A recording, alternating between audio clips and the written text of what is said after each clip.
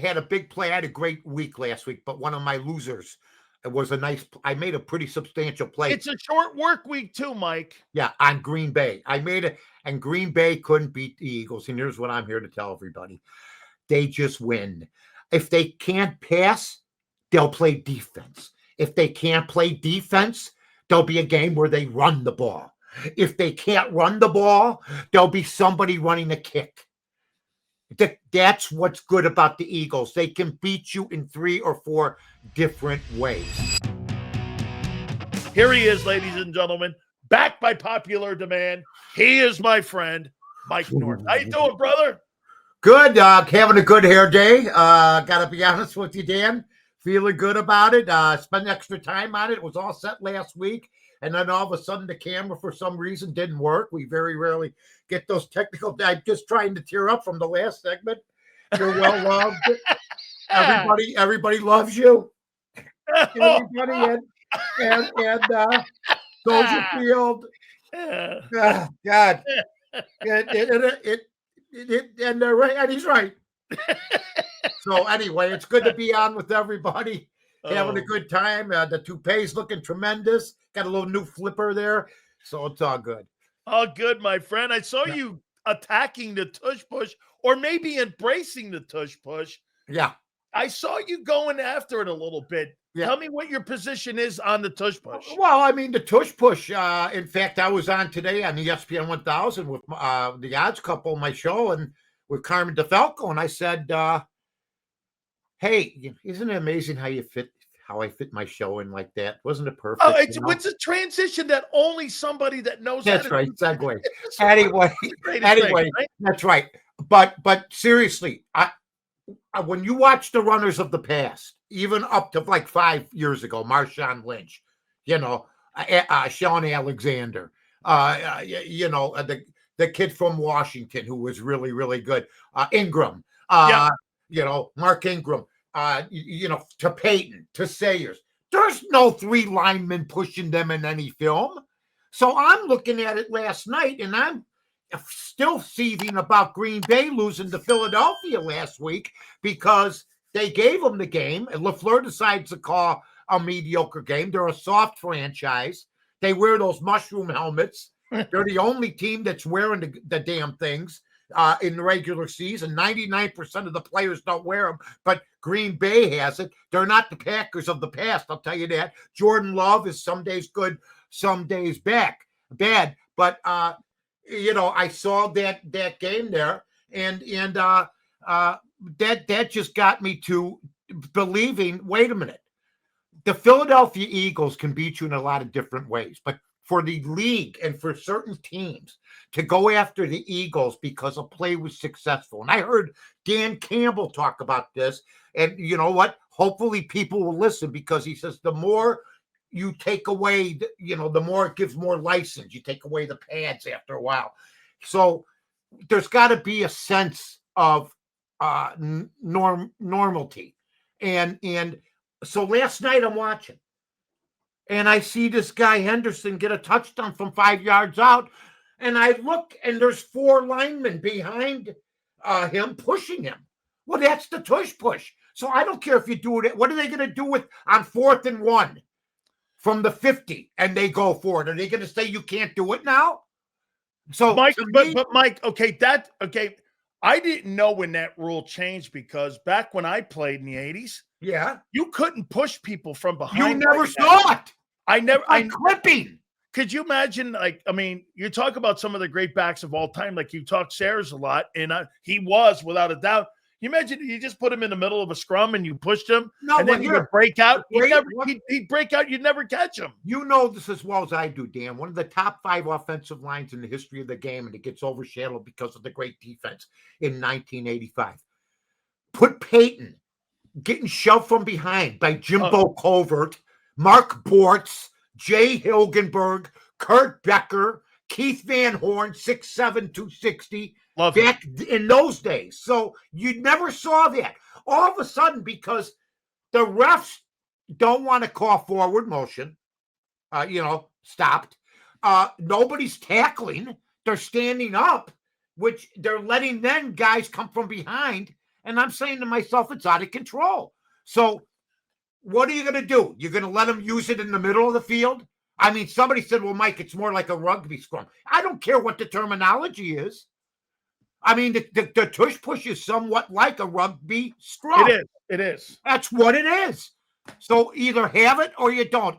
Football origins, Mike, are from rugby. So you got to remember football origins.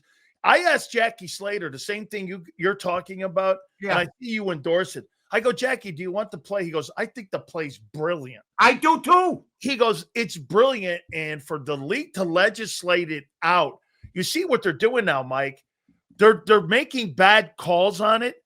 And when they get to the competition committee, it's coming with those guys when they have the eagle go off sides, they don't whistle. That's right. If you notice, both sides are going off sides now, and they act like we're this. stupid. We can't officiate it, so they're going to get the game. They're going to get. This is the last year. Do you agree? This is the last year of that play. It's a shame if it is, because according to a movie that I once watched as a young child, with the great, well, not great, he was an average actor, Pat O'Brien, the Newt Rockney story. Okay. I actually like that story. I love it. Okay. Wait a minute. Hold on. I wasn't being offensive. Okay. You came across like Roger Ebert. Oh, no. I mean, I think you should be shocked. I like anything Notre Dame, but hey. Okay. But, which I understand. So listen. So they were the first to try the forward pass. Okay. Nobody else could stop it. These mojos would cancel it. They'd cancel. There would be no Newt Rockney story. They'd go, oh, we can't do that. In fact, I don't know how he got away with it. He goes, just throw the ball down the field and have somebody catch it. It's okay. There was no rule. So I guess they said, that's it. This is something new. So according to the theory that I'm hearing, we would get rid of the forward pass because the only team that could pull it off at the time was Notre Dame. Absolutely. That's so right. That to me is why you keep the tush push, and it's a legal play. Look, I saw a tackle. Brilliant hit Monday night. Guy flies in the air probably the first quarter, lands, Stephon Diggs. Flies in the air and lands on his back. Brilliant low tackle. Landed on his back, no targeting. Hit him at the time he got the ball. Flag. That was a normal hit back in the 70s. And I got to sit through this garbage. Absolutely. Who do you like Monday? I mean, who do you like Sunday night? Eagles I like the Detroit Lions? Look. I had a big play. I had a great week last week, but one of my losers was I made a pretty substantial play. It's a short work week too, Mike. Yeah, on Green Bay. I made it, and Green Bay couldn't beat the Eagles. And here's what I'm here to tell everybody. They just win. If they can't pass, they'll play defense. If they can't play defense, there'll be a game where they run the ball.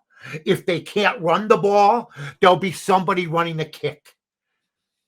That's what's good about the Eagles. They can beat you in 3 or 4 different ways. I happen to think that, Detroit needs the game. They both need the game just for whatever different reason. Home field advantage. Yeah, but Detroit needs it because there's a race going on. There is in the NFC North. Absolutely. Yeah, so I think the edge goes to Detroit, and we'll see what happens. I think Goff is a heck of a player, but in big games sometimes I don't think he has it. So I hate to pick against Philadelphia. I probably won't even play the game, to be honest with you. Wow, really? It's a great game to watch without having to. You know how much garbage I watch, Danny? You know what I got to watch being a handicapper? Ask Philly Godfather. I know Philly and I go way back. The thing about Philly is when I'm on the same show with him, I just want Saganaki. I want some Greek food. I mean, I look at him. He should own a Greek restaurant. The guy's legendary. But I just think that, I wouldn't play the game. I don't. 46.5. Would you at least go over or under on that? Man, I just think that Detroit is going to put up 20 at least. Okay. But I think that Philadelphia, once again, will win 22-20. I'd probably go under. Wow. So like 22, 24, 20, Yeah, something like yeah, that. something like that. Somewhere in there, right? Yeah. I'm not really good at picking totals. I'm picking the sides. I'm really good this year picking the sides. So if I had to make a play on the game, I've been with the Eagles all year long. So I would probably lean the favorite here. And Detroit's going to get a lot of play. They're going to get a lot of play. How about this, Mike? The conversation this week has been about the Eagles' passing attack. It's just brutal. I mean, they're 27th in the NFL in passing, 26th. I mean, the quarterback sometimes just can't find people. I know. And you come back and go like this, and you're right. Hey, the guy, and here, Mike, here's the sad thing. We're going Sizzler. We're going Sizzler. You guys go to Sizzler every week. You win every week and you complain. Wait, look at this. They're 20-5 over the last 2 years. Yeah. They've won 20 of 25 football games with the crappiest passing attack in pro football for a contending team. It can't be 8. That's whatever the winning formula is. You have a great head coach. He's Italian. I'm biased, as you are. I like Big Dom. And I like the Philadelphia Eagles. I think they're a well-run organization. I think the worst thing that could happen is if you lose the field in general. We have forgotten that over time. I'm tired of the statistics thing. Herbert's got great statistics every year. They're going to have trouble beating the Jacksonville Jaguars this week, okay? They are. So my understanding is as long as the kid's in the gym, as long as he's staying out of trouble, as long as the team looks up to him, and which they do. I don't care what A.J. Brown says. A.J. Brown could be traded to the Atlanta Falcons tomorrow, and they'd be crap just like they are now, okay? Or they'd be middle of the road. It's Justin. It's his team. And, the Eagles, what I like about him, nobody really has to stick up for him. He just keeps playing. Jalen keeps playing, absolutely. Jalen keeps playing. He doesn't care. And he comes with wins all the time. But in order to keep the product going on sports radio, you know as well as I do, whether in Philadelphia, Chicago, Denver, Detroit, whatever, you have to have controversy. To me, this is one of the dumbest controversies of all time because if Jalen Hurts goes down tomorrow, Philadelphia is never going to the Super Bowl, period. Okay, well, I'm going to go here then. If the Eagles win on Sunday, your Chicago Bears may be in first place in the NFC North. They got to beat Minnesota. Now, they blew the first game. Folks, I got my rhythm right now. I just want to let everybody out there know that. But you haven't been sold on this Bears team this year. No, I'm not. Well, I'm not sold till the end. I mean, you know this as well as anybody. You've been doing this for a long time. What we're saying today, if they go into a 1-4 tailspin, will be forgotten. That's okay. Right. And Ben Johnson will be now, and Caleb will be, I don't know. They need to blow somebody out. They have had fortune. You put Dart out of the game. You block the field goal. They've had great fortune that we've never had before. Believe me, folks. So I'm so happy that they're 6-3. But the over-under is 8.5. And there are still people crapping in the bed because they know what the schedule coming up is. Green Bay, Philadelphia, San Francisco. But I happen to think the main problem with the Bears right now is they're 0-2 in the division. So they have to win a division game this week. They don't want to go 0-3. That's right here. Are you more of a believer in Caleb Williams or Ben Johnson? Ben Johnson. He calls a great game, calmness on the sidelines that we haven't had in years. I questioned his pay, $13 million a year, but right now he's worth it. And I hope I eat crow for saying that. He's earned every cent of it. If he knows there's a team that's weak against the run, he will run. He doesn't have the ego like, let's say, Brian Billick had. When Brian Billick was with the Ravens, I thought that Trent Dilfer quarterbacked one of the more amazing seasons. Yeah. In Super Bowl era, because if he would have been one of those guys that wanted to say, yeah, I'll play according to being a manager. And if he wanted to start gunslinging, you know this, Dan, our quarterbacks are told keep it under That's this, right. and they go crazy. That's right. He managed that season and was at time of possession.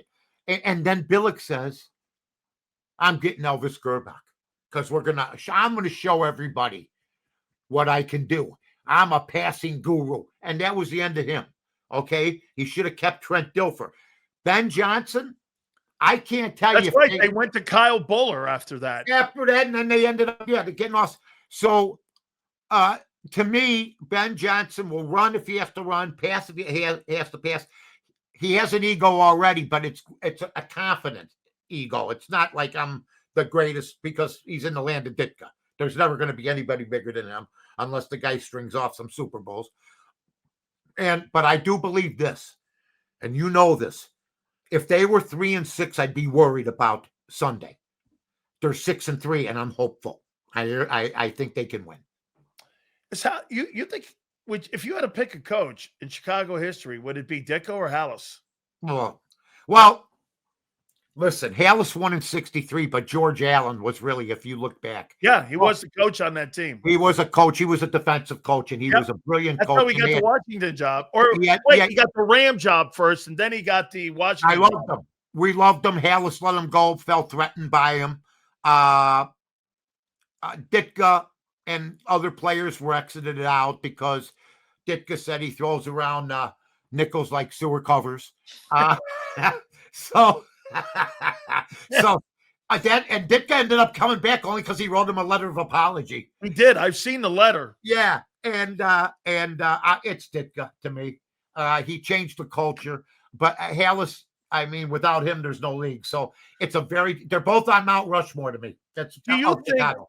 What if Halas had picked Buddy to be the head coach of the Bears instead of Ditka? Do you think that 85 team wins the Super Bowl?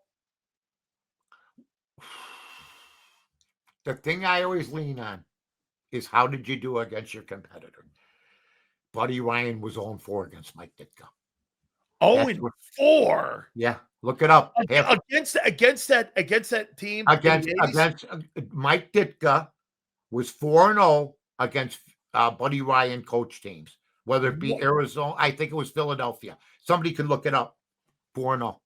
Wow. Yeah. Mike Ditka was the better coach. Buddy Ryan almost got him there. And the Fog Bowl was the one that was God came down and said, I'm going to have a bunch of guys over. We're going to play poker, and there's going to be a lot of smoke. And, man, the Fog Bowl was unbelievable. I remember not seeing it even while I was watching it. Listen, let me tell you what Jerome told me. So Jerome Brown was in that game, and Jerome told me, he goes, I couldn't see the quarterback. I couldn't. From in my stance, and I'm right in front of him. And he goes, and Mike, after that game, I think the weather games, I think they took that Fog Bowl game, and that's why they postpone games, or that's why they move games now, because you'll never see anything like that again in history. That was awesome. Well, I think, look at, they give I hate the thunder and lightning stoppages. I really do. Yeah. Play through it. That's right. Who cares if they get hit by whatever? When we were kids, we'd hang out at the playground. You'd find a place where you could dunk on. Was that one of the craziest Chicago games you ever saw? Was that Fog Absolutely. Bowl? It was awesome. I mean, the Fog Bowl, and God was on our side. Ditka, the legend lived on. I mean, because I'll tell you this, I get tired of hearing about Michael Vick and the black quarterbacks. Listen, I go back to James Harris. I go back to some very, very good black quarterbacks. Also, people I respect like Warren Moon, who had to go to Canada. You see guys today playing that. I mean, I'm watching Justin Fields last night. What a con man this guy is. 16 and 37 for Christ's sake, and he's still getting millions of dollars. And then when things go bad, he goes, "I was in the closet crying," or "I was with Jesus." This guy's a genius. This guy is a freaking genius, man. Yeah. So Randall Cunningham to me. Oh. If you're going to judge quarterbacks, okay, he's in the top 25 all time. Oh, yeah. If you're going to judge black quarterbacks, he's in the top 3 Oh, yeah. And that's not even a question. He's probably number one. I would tell you this. He is what Patrick Mahomes is right now. And absolutely. Yeah, but Patrick Mahomes, wait a minute. I have a biracial division. I'm sorry. He's not in that. Hey, listen, Randall. Listen. Well, you know what? I'll make him a white quarterback. If they're going to make him a black quarterback, I'll make him a white quarterback. I mean, I understand how everything's supposed to work. I get you. I got it. Mike, I'm looking for a menu. I'm looking for the memo. I'm supposed to wait a minute. Okay. Mike, Seattle and the Rams. Who do you like in that thing? I'm looking. I think it's the quarterbacks. Who would you need to win? Brings this up all the time to me, and I go, he goes, you like Seattle, huh, Sales? And I go like this. Yeah. He goes, what about Darnold? I'm like, oh, God. No, here's my deal. I like what Sam Darnold's done because everybody in the business, including me and you, and I didn't even know you then, when he was with other teams, we were trashing the crap out of him. So right now we probably are in talk show hell. That means you're wrong, folks. Hey, Mikey's 21 and 5 in 2 years in the regular season. And I apologize to him now, unless because it was the organizations, the Cleveland Browns, the Jets, the Panthers. There's certain teams that will never have good quarterbacks. But if you're telling me who strikes terror in my heart if I have to bet against them, Matthew Stafford, without a doubt, in my God blessed mind. He could have me out there, and I'd probably have 6 catches for 5 yards, but that's beside the point. And I'd probably have a fumble. But he's the guy that terrifies me. Sam Darnold, I still think so, Danny, that people don't believe in him. Yeah. After even the record you read. Yeah, no, I'm with you. Yeah. Denver, Kansas City. That's another big. We got some big games this weekend, dude. I love the league right now. And I do too. There's some great games. How about Denver? If Kansas City loses this game, Mike, they're in big trouble here because right now they're out of the playoff race. Yeah. If it were to start today, and if they lose this almost assures Denver. And how about this with Denver? They got to win over Philly. I think it's another game. It's gonna look on any given Sunday, okay, and in Kansas City's not an automatic like it used to be, but he's still the betting favorite. I would lean Kansas City. I don't care if it's. I think they're giving Denver 3, something like that, 3.5. And I love Patrick Mahomes, and I love Bo Nix. I think he'll get better and better. He's a coach's son, tough son of a bitch, classic. Looks like a 50s quarterback with the butch cut, the whole ball wax. So I think, but Sean Payton has to call a solid game. He likes to get cute, and he's won this one Super Bowl. He's got to win another one in my world, for any credence in my world. Mike, I've always said this about Payton.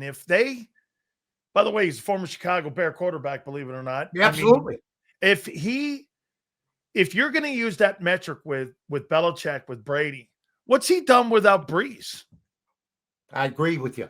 Wholeheartedly, and I like Sean Payton a lot. Yeah. And he's a hardworking guy. I know this for a fact. I was on radio in Chicago. Great true story. Sean Payton was a recruiting and assistant coach at, I believe, Miami of Ohio. And he had just visited somebody in Wisconsin, okay? And he was driving through Chicago, and he got to the south side. And I was talking about a kid named John Shackey, who played for Park Ridge High School, Maine South in Park Ridge, and how he put up 2,500 yards and how he could pass with anybody and blah, blah, blah. He turned around, drove back about 20 miles, recruited the kid. The kid played a couple years, hurt his knee after that. But that's the kind of dedication. He said, hey, this talk show host found somebody that may be able to help me. And he ended up helping him. Huh. Yeah, and that's Sean Payton. So I respect his work ethic. That's another game, no, I don't bet on. You know what? I always have this saying. There's other games. You don't have to bet. You don't need to bet the hyped games. You know where you win? The garbage. Garbage game. I've seen more bad football. I watched the Cleveland Jet game. I had the Jets. I had a great week last week. I leaned, except for the stupid Green Bay game. I had a great week on X. North to North, NORTH, and number 2 NORTH. Folks, I'll tell you what, it was heaven on earth. Indianapolis lost. I had the Saints. You're the king of crappy football. Oh, I am the king of crap. Oh, Carolina. I watched them upset Green Bay. Oh, it was beautiful. Now this week, be careful, folks. But there's some home dogs that might be interesting too. I think, like I think, Danny, you agree with me. It's time for Trevor Lawrence to grow up. Oh yeah, you got to win, son. You got to win. If you can beat the Chargers, let's go. Then you're starting to legitimize yourself. He had a game. Did they beat? I think they beat Kansas City. He's playing games. And I remember looking over at my wife and I said, this guy's got to win this game because it's time for him to win games like this. You've got to win those games. And yet, the Chargers with Herbert coming into town with Jim Harbaugh. I don't think people are really wholesalely sold on Jim Harbaugh. I love Jimmy. Loved him as a quarterback in Chicago. Ultimate winner. Palled around with him. Great guy. Never dreamt he'd be a great coach. Proud of him. But something's not right. I don't see them at the end of the rainbow. You know what I mean? You don't think they're one of the top 4 teams in the AFC? That's a tough one. We're gonna find out about some teams like Pittsburgh. Oh yeah, this is a big weekend, man. We're gonna find out about Pittsburgh playing Cincinnati getting 5.5. We're gonna find out if Pittsburgh. Now, see, this is the kind of game that Cincinnati. Flacco's been on fire. Yes, he's been out of his mind. He's been the second best quarterback, like in the last 3-4 games in football. But if Pittsburgh has any hope, and I'm not saying you could have hope and you could beat Pittsburgh and still get your ass kicked, I think Pittsburgh's got a shot to cover the game. As my coach used to say, Jimmy Johnson, hope's not a strategy. Oh, no. There's no doubt about that, man. I tell the story. I got in a fight with a kid. My first fight as a kid, I got my butt kicked by a kid named Bobby Burns. I was like 12 years old. He was like 13. He beat my brains in for about 2 minutes. So I got home, and my dad said, well, what happened? I said, I got in a fight, man, and I got my eye screwed up. And the guy said, listen. He goes, listen, just keep your guard up. Go back out there and get him. I go, okay. I went back out there, got my ass kicked again. Okay. So you can want revenge. You can want hope. You could want to get these guys, just like Minnesota. The Bears might want revenge against Minnesota for the game 1. That don't mean they're going to win. How many games did people really need? Have you seen where people really needed the game and they came up short? That's right. Hey, Mike, let me tell you a story of my grandpa. So I got thrown out of. I love when you tell grandpa stories. Okay, my grandpa. This is my grandpa. This is father's side or mother's side. This is my dad. This is right. I was raised in a 100% Italian family. Oh, hey. My grandpa spoke Italian. My grandma spoke Italian. Manja. So listen to this. I got thrown out of Maryland. Nice. Because I threw a guy out. I'm sure that's a proud moment in family history. No, it wasn't, because my aunt who's watching right now. Yeah. She had to go down there with my Aunt Betty. She had to go down there. Bobby Ross was the coach. Yeah. And they were crying, and I got thrown out because I threw a guy out of a window. That's not good. But it was, what floor was it? It was the first floor, and it was in a snowdrift. Right. It wasn't really like something like wasn't okay. Well, anyway. Yeah, the guy crossed the line. So wait a minute. Well, no, I was trying to date his girlfriend. It was a whole. Well, you know what? I think you handled it very carefully. Well, anyway, so okay, so man. I get home, I get thrown out. I'm like this. Look, I got my head down. I'm looking up to God and looking for help. And my grandpa comes around the corner. He goes, Wait, what are you doing? And he goes, you think that guy's helping you? He goes, if you don't get into a school and no one calls, you're working on the boat or you're going to Army. And I looked, I go, ugh. He goes, well, you think that guy's help? Because he went just like this with me. Yeah. What are you looking at? Yeah. I go, let me tell you something. By the way, I just want to say, at one time I did like Miami University. And I'll tell you when. I've loved a couple. I've been friends. I'm tight. I did a show with Shane Matthews, but he didn't go there. He went to Florida. Steve Walsh. Yeah. Okay. I mean, I remember meeting, who's the kid that won the Heisman Trophy? The Italian kid. Gino Toretta. Gino, great guy. Great guy. So, but Bernie Kosar, man. There was nobody. Classic old school guy. Had the different, just looked different in the pocket. He's in a tough place right now. Yeah, liver problem. And we had him on a month and a half ago. And okay. And we had him on, this was before, and I've been talking to him pretty much daily now. Wow. And Mario Cristobal called him yesterday and spoke to him. You know us Miami guys. We're very tight. Oh, you should be. We're very tight. Let me tell you something. I go back to before Jimmy Johnson for sure. Howard. Howard was the man to me. Yeah. I mean, I think if they were going to do a documentary on Miami football, no disrespect to it's the building. Yeah, Howard. How you built it. They almost stopped the program, Mike. Right. So I just love those teams. They got really huge, of course, and deservedly so.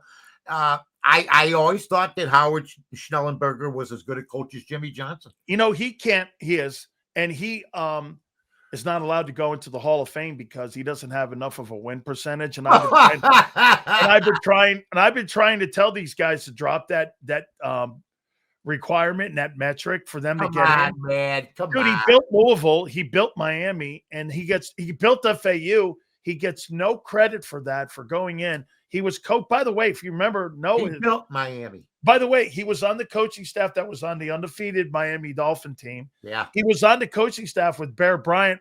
He was the guy that recruited Namath. He was a guy that I would have loved to have played for. Had the pipe, knew how to sell the university, did a great job wherever he was at. You're absolutely right, Danny, that he did not, he came in at the beginning of most of these things and built programs or tore down what was there and built up. And so there's no doubt that that's the hidden story, because Miami went on, I don't know necessarily bigger and better things. I didn't start to like, I don't hate Miami. I respect them, like from the Testaverde years on. Yeah. Okay. And before that, those were my years. Well, that's a problem. That was a problem. Hey, I didn't have a way out. Wait. Listen. I'll give you this here. So I went to Catholic schools my entire life. Oh, me too. Okay. You Catholic school survivor like me. Yeah. So get this. So we're playing Notre Dame. We beat the crap out of them 57 or 58-7. We beat them. I remember the game. It was one of the worst. 51 points. Yeah, you guys. The biggest ass kicking to this day in Notre Dame history. How about after the game? How much fun did you guys have? Listen, wait. I'm going to tell you this though. People forget Notre Dame was beating Miami 77-0. I remember back in the era Parsegian years, and so people had forgotten that. We played them 2 years later. We beat them 20-0. So in my time there, we beat them 88 or 78-7. Right. And so I remember this. I go home and I'm really proud. We've beaten Notre Dame. I walked in there and I said this. Touchdown Jesus took a knee today. And my nuns, how could you say those things? And I'm like, well, wait a minute. Notre Dame used to kick the crap out of us. She's like, why would you say touchdown Jesus? And I'm like, oh my God, I took so much crap for that. Yeah, it's all, you know what? Everything's fabricated. Now you were saying it and I'm going, that's not bad. What you said. I thought it was a joke too, Mike. No. No one took it that way. Coach Parsegian was in the booth with Musburger, and he comes down and he goes, "Did you?" And I go, "Coach, you used to kick the crap." See, I had a chance to go to Notre Dame. I didn't want to play. Met him. I didn't want to go. I didn't want to play for Jerry Fouts. Who would? I didn't. I remember when he got hired, we thought they were off their rockers because, look, we respected Jerry Faust, but we knew after year one there was a problem. Nobody really wanted to play for Jerry I didn't want to play for him. I'll be honest with you. I took a recruiting trip to him, but I was like, no way. Era Parsegian, to me, I remember him at Northwestern. Yeah. He won there. He did. When he went to Notre Dame.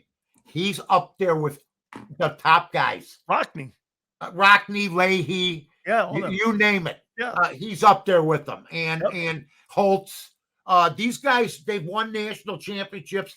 Era Parsegian took a lot of heat for I used to have Era on my radio show. And there's certain guys that I followed when I was a kid. I liked him a lot. And when he came on, what a gentleman. And what a statistician. And you know what? The Michigan State game, 10-10. Too bad. You play within the way the rules were back then. Michigan State with Bubba Smith had a great team. But, man, I remember those teams. Johnny Heward, Terry Hanratty, Jack Snow. I'm friends with Terry Hanratty. He lives in Connecticut now, New Canaan. You tell him, Mike North. You tell these guys. I love him. I love him. Mike, I'm going to tell you one last one. There was one guy I wanted to play for, and I was getting recruited in high school. And, man, did I want to go and play for Woody. I wanted to play for Woody Hayes so bad. I used to get these phone calls, and this would be this. So he'd say this. How you doing? And he had this lisp, and I could tell you come to Ohio State. And even after – and I'm watching the game with my grandpa. I'm watching the Gator Bowl with my grandpa, and the guy punches the guy in the face. I remember my grandpa going like this, well, that'll be the last time you get a call from him. Sure enough, man, Earl Bruce gets the job. I get recruited to go there, and I'm like, I will never play for that guy. Yeah. I'll tell you right now. Never play for that dude, man. I'll tell you right now. Woody Hayes. I love Coach Hayes. I did too. And look, I sat through the 3-3 games. I sat through the 6-3 games where 9 out of 10 calls were runs up the middle. I suffered through those years. But Bo and Woody, legendary. Woody Hayes hated the opposition. Look, I don't know if it's flaws in my character, but here's the people that I respect and love. I think it might Bobby Knight. Okay. Woody Hayes. I do love Lou Holtz. Okay. I thought he brought Notre Dame back. You know? Mike, but here's the thing he used to do. I don't know how we're going to beat the Miami team. That Miami team has got so much. And Jimmy Johnson would look at him and go, oh, he had screw. He had 10-0. I don't know how we're going to beat. He would head screw you. He goes, this Miami team is so freaking good. You were. You're 10-0. Don't matter. You guys were good. You guys were good. We were pretty good. By the way, I got Pitt beating Notre Dame this weekend. I'm sure you'll like that. I think Notre Dame may make a statement. And because Pitt's having – but Pitt's good. That freshman quarterback can play. I know. Well, you know what? We'll see what he does against this type of talent. Notre Dame can't screw up, so every game is like – that's right. They got no every game's a playoff game for them. I just love this playoff system. Me too. The idiots that never had this set up to begin with. They're saying in their minds, 40 years ago, we could have done this and I'd be a billionaire.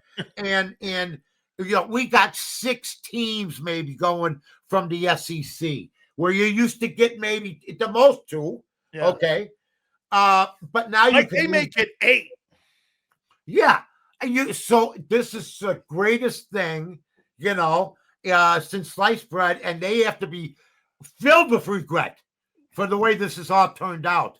I still, I said last week, I like Texas Tech as national champs at plus 2,000. Well, they won this week, and they beat BYU pretty good, and they're down to 1,800. And I had A&M they're plus 1,000. They went down to plus 750. People are starting to believe in A&M, so keep an eye on those two teams. Well, this is what I'm hoping for this weekend for my Canes. Pitt beats Notre Dame. OU beats Bama.